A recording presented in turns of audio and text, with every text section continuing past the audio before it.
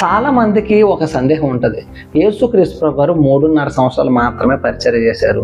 మిగతా సంవత్సరాలంతా ఏం జరిగిందో బైబిల్లో రాసలేదు. అసలు ఏమైందని ఒక ప్రశ్న ఉంటుంది. మనం బైబిల్లో చూసినప్పుడు యేసుక్రీస్తు ప్రభువారు 12 సంవత్సరాల వరకు తను ఎదుగుతున్నంత వరకు బైబిల్లో రాసి ఉంటుంది. కానీ 12 నుంచి ఆయన 30వ సంవత్సరం వరకు ఏమయ్యారో మనకు కనపడదు. ఇప్పుడు మనం ఆలోచన చేయాలి.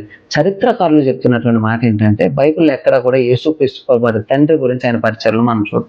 సో ఎక్కువ శాతం ఆయన తండ్రి చనిపోయిన తర్వాత కుటుంబ బాధ్యతల నిమిత్తం యేసుక్రీస్తు ప్రభువారు ఆ యొక్క ఇంటిని చూసుకునే అవకాశాలు ఎక్కువగా ఉన్నాయి. రెండోది మనం చూస్తున్నప్పుడు యూదుల యొక్క ఆలోచన విధానం ప్రకారం 30 సంవత్సరాల వరకు ఒక వ్యక్తి పూర్తిగా మానవుడిగా లేదా పూర్తిగా మనిషిగా, మనం మామూలుగా చూస్తుంటాం కదా, పూర్తి పురుషుడిగా పిలువబడరు.